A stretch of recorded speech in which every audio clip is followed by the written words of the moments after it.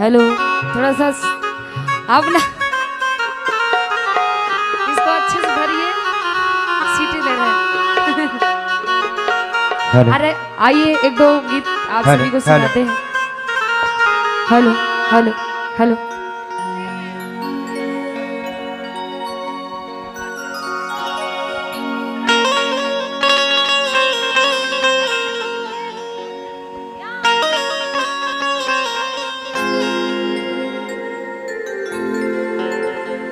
Hello. अरे ये एक प्यारा सा गीत, अभी समझ लीजिए कि जाड़ा शुरुआती हो गया है और जाड़ा आने वाला भी है। एगो औरत के भाव बा और आई गीत के कहे बगा, और हम चाहते नहीं भुला दीजिए ना। कहाँ वो लोग, सब लोग आराम करे चल गए का। अच्छा अकेले गए आपको डांस कराएगा लेकिन आई औरत के भाव बा कहे बगा,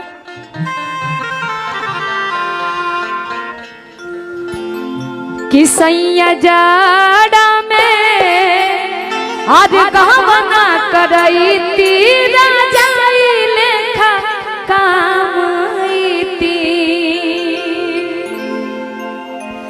जाड़ा के दिन आवता और ये भाव में औरत का तरीके से, सैया जाड़ा में, सैया जाड़ा में गमना करई तीरा सैया जाड़ा में गमना करई तीरा जाई लेखा कामई ती। राजाई लेखा कामई ती है, राजाई लेखा कामई ती। सैया जाड़ा में, सैया जाड़ा में गमना करई तीरा जाई लेखा कामई ती। सैया जाड़ा में गमना करई तीरा जाई लेखा कामई ती।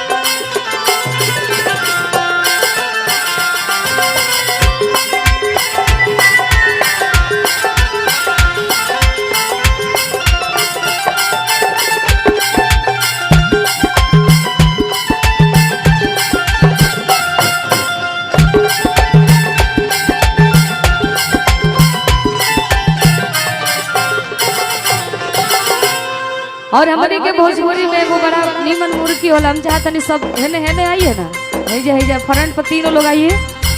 और आगे के भाव में कहा तरीका, जाई से बनाना सैया नदियन के बारी, ओ सही फसई के सैया रंग देवे।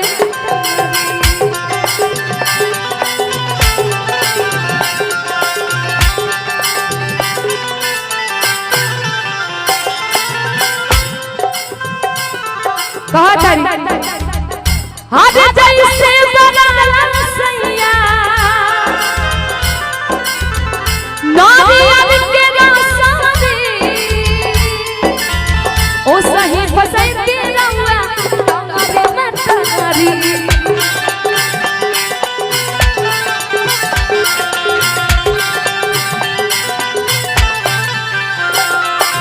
और कहा तारी आकाबादी में भाके सुताई तीरा जाई लेखा कामई ती। सैया जाड़ा में गमना करई तीरा जाई लेखा कामई ती।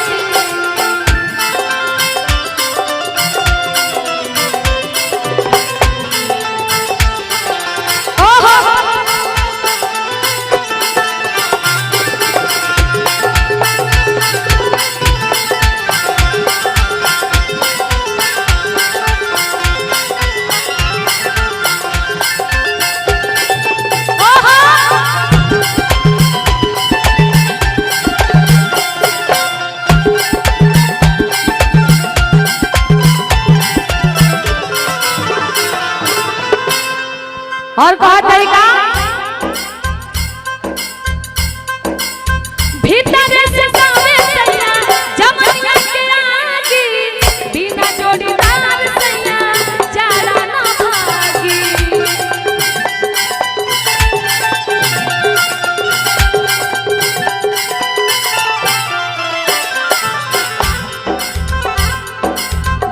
दिन आवता और भाव में कहतारी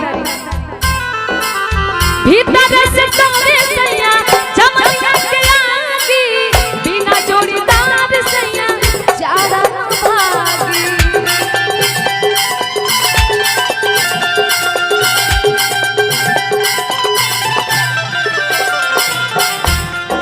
रुपेश जी कहतारी और का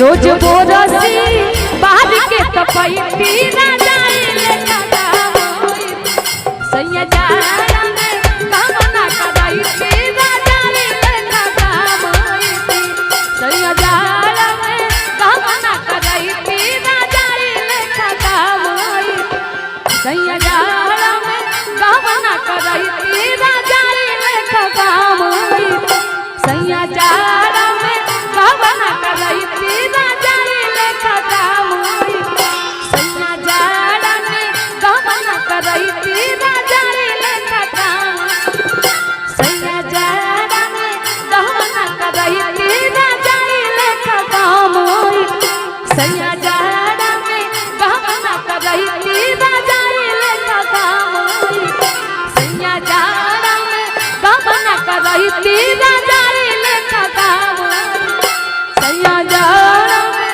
कामना करैती ना जाए लेखा गावई सैया जाड़ा में कामना करैती